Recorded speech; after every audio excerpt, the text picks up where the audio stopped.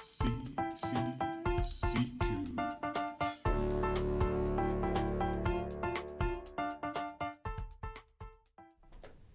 Hello and welcome back to CQ, the AWS Certification quiz show, where I'm here today with a lady I've been trying to get on for quite a while. Jolie, tell us a bit about what you do here at AWS. Hi MJ. So I have been with Amazon for 2 years, more than 2 years, and I am a cloud architect at AWS. So what I currently do in my role is I work with customers and look at the best practices to make their architectures better and write documentation to help them with their architecture.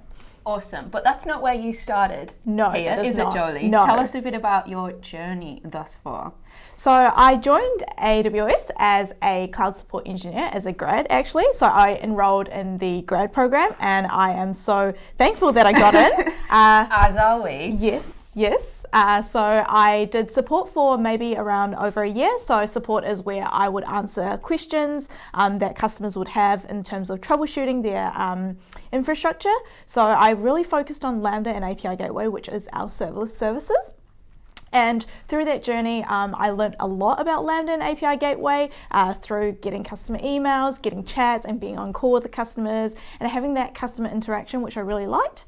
And then I started training for my team. I delivered training for my team members that are new on board, and I decided that I wanted to do more of training. So I moved into the technical training team, and after I joined the training team, I did customer training, internal training for our staff, and I did a lot of that, a lot of whiteboarding and explanations to Very customers as successfully, well. may I say. It was Thank awesome you. to see you in that role. Yes, thank you. I enjoyed that role very much. And then after that, I decided that I wanted to do more of a hands-on role because Absolutely. I really, built my skill in learning to explain things and talk in front of customers, in front of, more than 10 people or 20 people, public speaking, and I really built up that skill. And the next skill I wanted to learn on was a hands-on skill, which is why I moved into a cloud architect role in order to build that hands-on skill.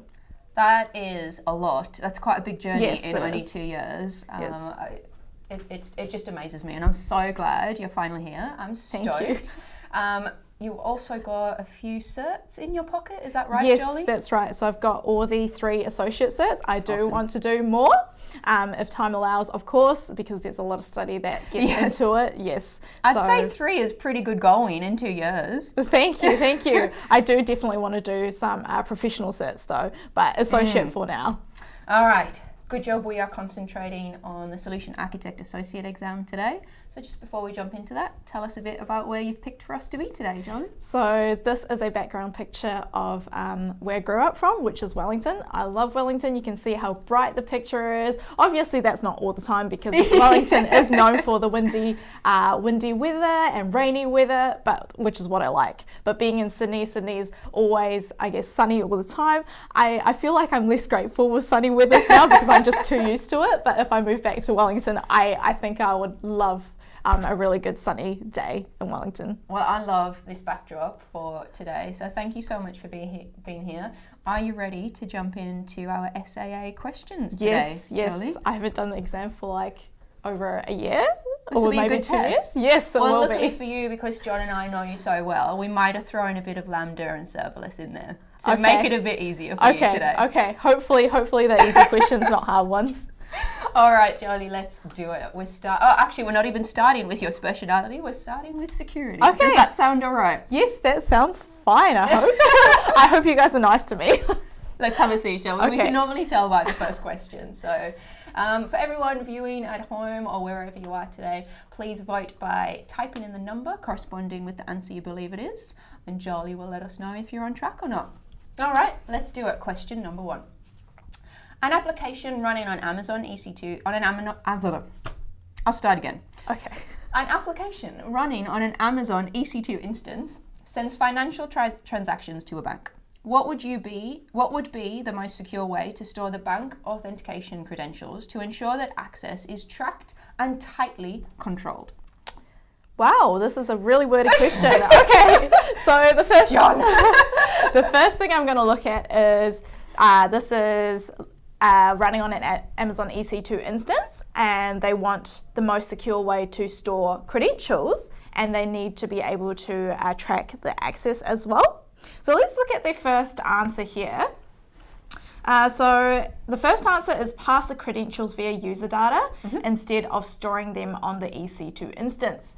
Now, when you create an EC2 instance and you put stuff in user data is actually a script that runs as soon as the instance launches. Now, you wouldn't want to pass the credentials there because if you do pass the credentials through the user data, anyone that has access to the EC2 instance will be able to make an API call to get the user data, and that's not the most secure way, and you can't actually track that access as well. So it's visible. Yes. Now, Alright. the second one, store a hash of the credentials in the app and decode the hash when authenticating to the bank. Now, if you store it as a hash is one way and you can't decode it, so that is not a correct answer. Now, let's look at number 3, store the credentials in AWS Secrets Manager. As you can tell from the service, it is for storing secrets, and it does encrypt them as well. Passwords, so number 3 looks pretty good. And we don't want to just lock in number 3 if we know that it's the correct answer. We always want to go through all the answers just to check that we are actually selecting the correct answer. So let's look at number 4. Store the credentials in environment variables on the instance. Now, same as number 1, if you do store it inside the environment variables, anyone who has access to the instance will be able to view those credentials. So I'm going to go for number 2. You have 100% agreement online. So I do think we've gone easy to let's begin have a with. look. So 100%, actually, sorry, number 3. Sorry, 3. I meant 3. Secrets Manager. Yes. Oh, yes, of course. Yes. Sorry. No, that was my bad. I didn't correct you. I'm just assuming she gets it right because that's the talent of this lady. Sorry. But you did mean Secrets Manager? Yes, I make mistakes. Yes, I agree know. with the audience. I The audience clearly guided heard you me. say it's not hash. So Yes, the audience also guided me too. well, thank you, audience. Great start. Easy one to begin with, are you thinking? Yeah. Let's just say yes for now. Let's look at the other ones. Let's reveal answer number 1 just to make sure we're all on the same page. And of course, it is number 3. Great. Now, I believe Jolie had a bit of a tip in there. We don't normally do it so early on in the show, but why not? Let's bring up our tip of the week. So the tip of the week is don't go through. So if you look at all the answers and you think that number 1 is the right one, don't ignore all the answers. Do look at number 2, number 3, number 4, just to make sure that number 1 is the best correct answer. Because sometimes in questions, through the answers, there could be more than one correct answer, and you will need to choose the best one. I love it. Awesome. Yes. Thank you, Jolie. Let's move on to question number 2. Okay, this is a shorter one. I really like it. Thank I goodness really for like me. But again, not Lambda or service, which I did promise you. It's coming up. So let's go with networking. Jolie, a distributed application running on multiple Amazon EC2 instances in the same VPC need to communicate via multicast. How can multicast be provisioned in a VPC? Okay, so let's look at number 1. Provision a NAT gateway and enable the multicast protocol. So with the NAT gateway, I don't believe that it supports multicast, so that's not the correct answer.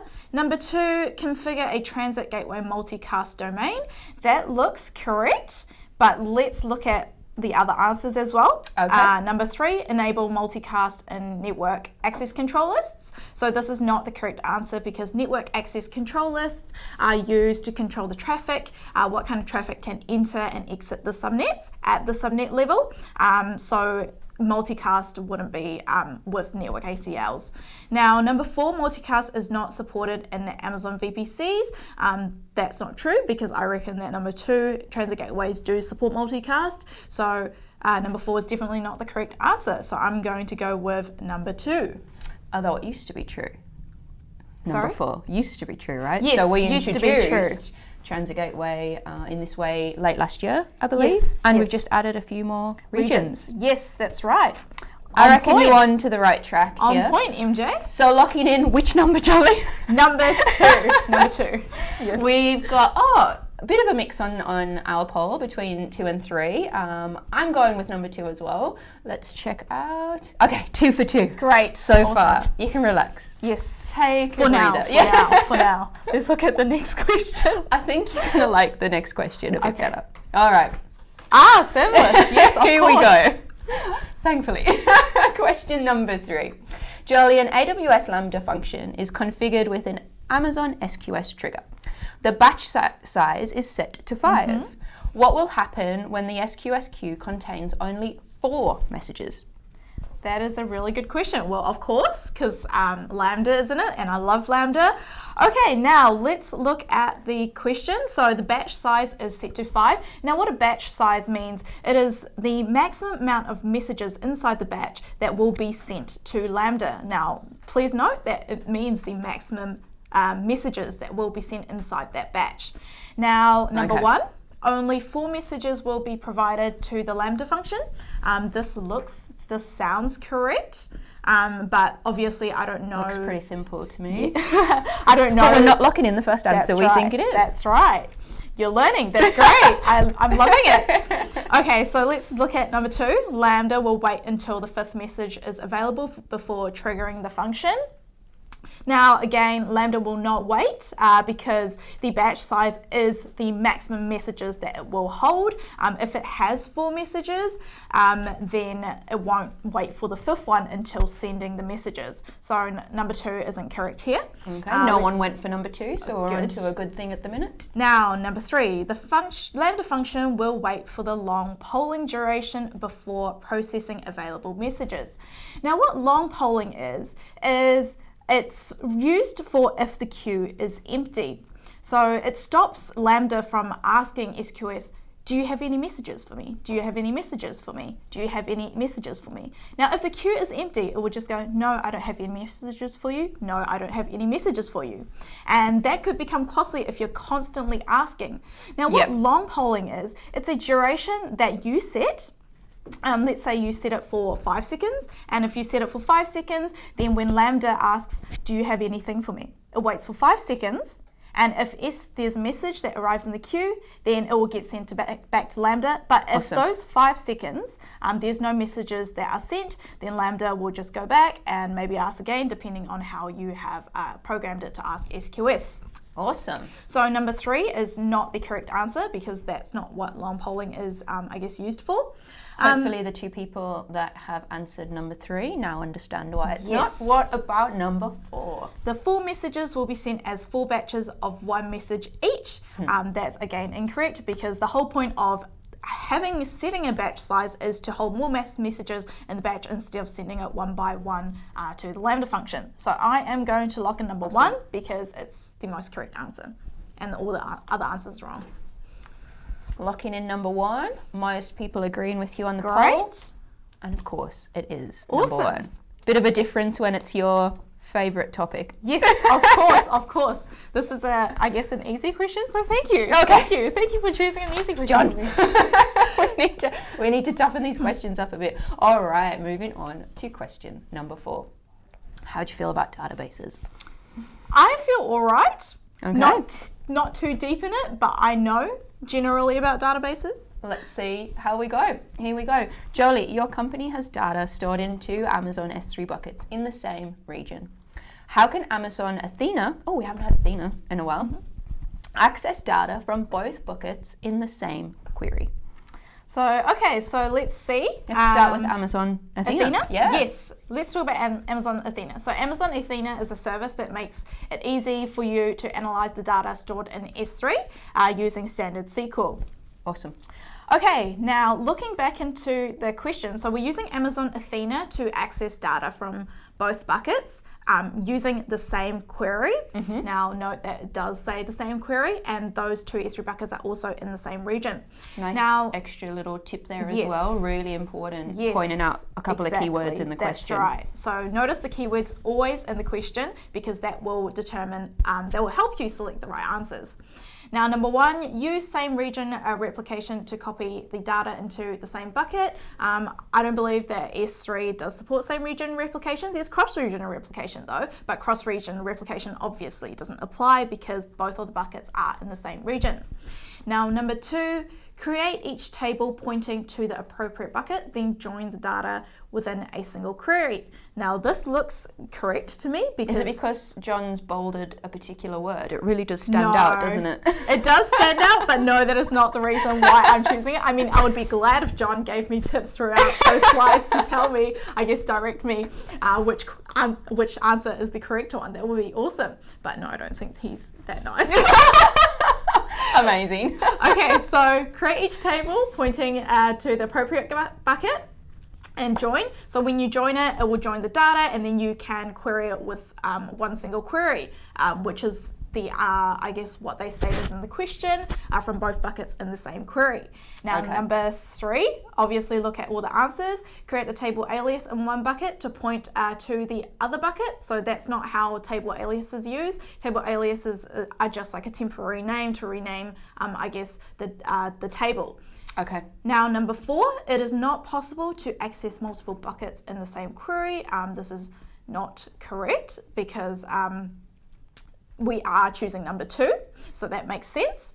So I'm going to go for number 2.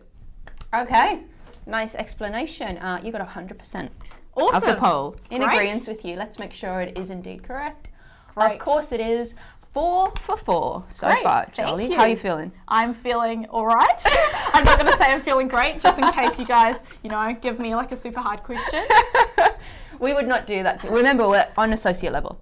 Yes. So hopefully this is all going to be familiar with you. Yes. And it seems to be so far. Great. I am glad. Let's do it. Question number 5, networking. Oh my goodness, at the beginning of the show, I promised you that it was concentrating on something. And There's only been one. There's only been 1 for 5. Maybe it's the next 3. All right, Jolie, you have written, oh goodness, I'm on the wrong question. There we go. You have enabled Amazon S3 transfer acceleration on an Amazon S3 bucket, and you are accessing the bucket via the correct acceleration endpoint for the bucket. However, there is no improvement in upload transfer speed.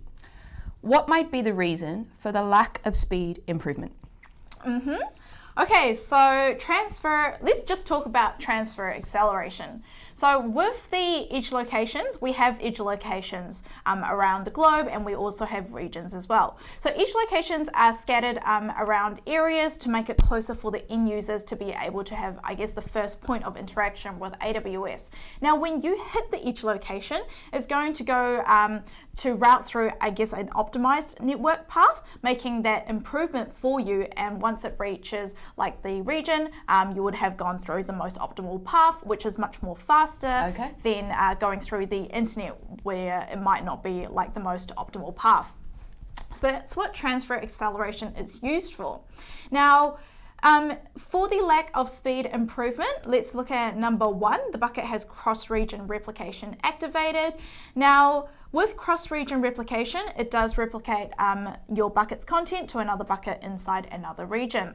Now, it won't have any effect on the lack of speed improvement. Now, this is because cross-region replication is asynchronous, meaning that if you do upload data into your S3 bucket, it's not going to wait for the replication to happen.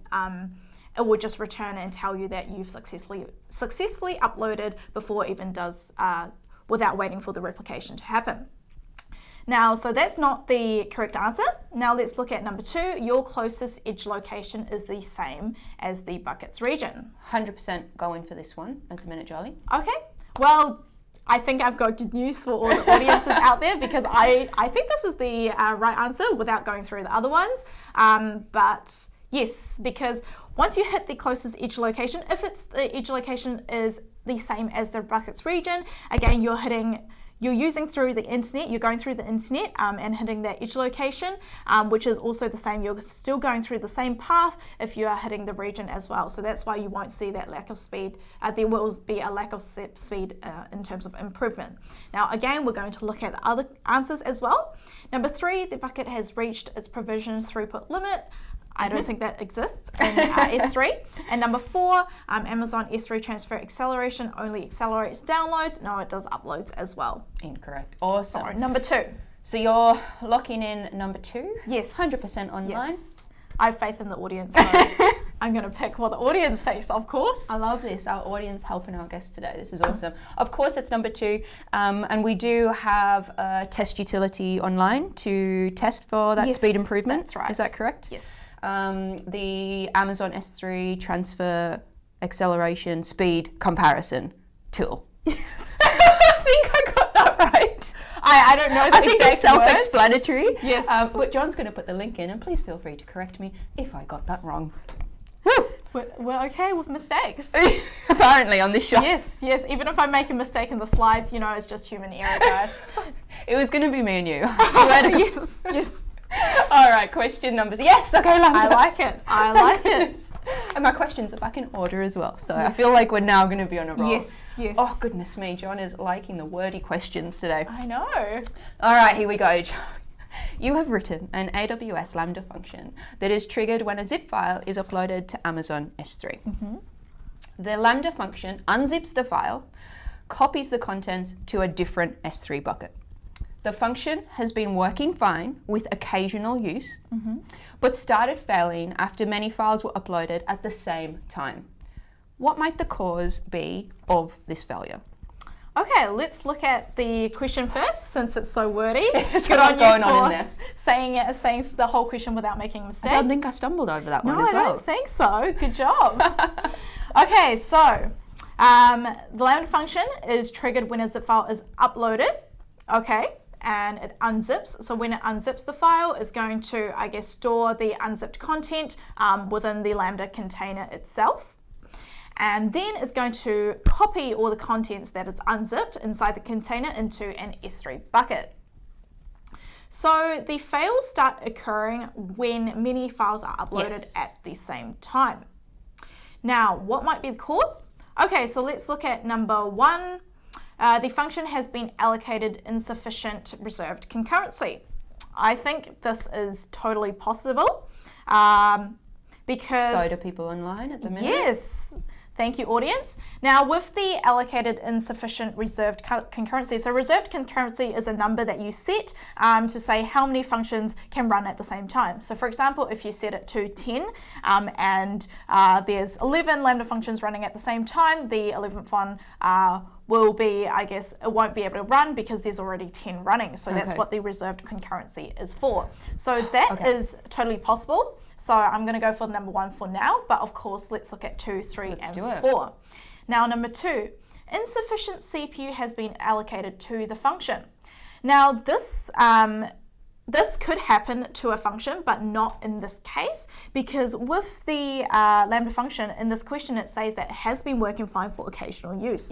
Now, if insufficient CPU has been allocated before the Lambda function, in the very early stages of using or invoking the Lambda function, it would not have been able to successfully go through. So that's why number 2 is not correct. Now, if we look at number 3, insufficient memory, that is also the same thing with the case of insufficient CPU as well. So the Lambda function wouldn't have been able to. That's right. Now, number 4, the /tmp, so the temp directory, has reached capacity. Now, let's talk about the temp directory. So the temp directory, I guess you can think of it as a folder where Lambda will store the contents that it's downloaded for. Now, the temp directory has a limit of 500 megs. That's what I believe. I don't know if it's changed or not, but from the last time I researched, it is 500 megs.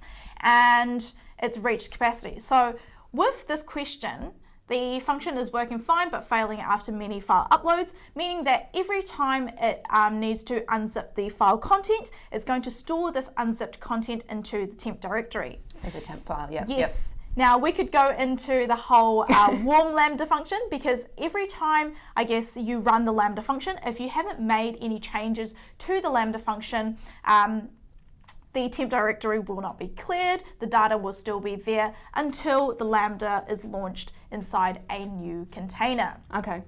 Yes, so that means that the more you use the function, the more content or the more data you're going to be storing in the temp directory, because every time you store data, it's going to be stored in there, and the temp directory isn't. Yes, it's going to fill up and you'll eventually run out of space.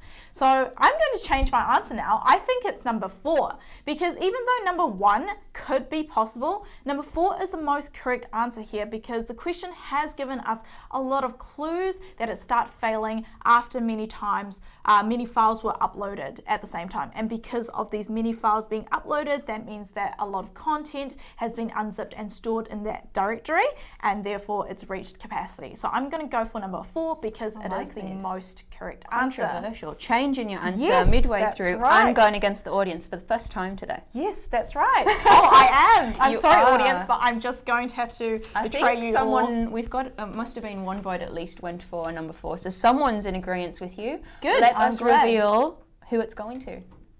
Jolie and our one audience voter. Thank you, and that one audience. Thanks for being on my side there. Nice explanation. Thank you for that. That was actually really interesting and really clear run through. Thank you. So I think we've got time for one more question. Awesome. Is that all right with you? Yes, of course. Let's do it.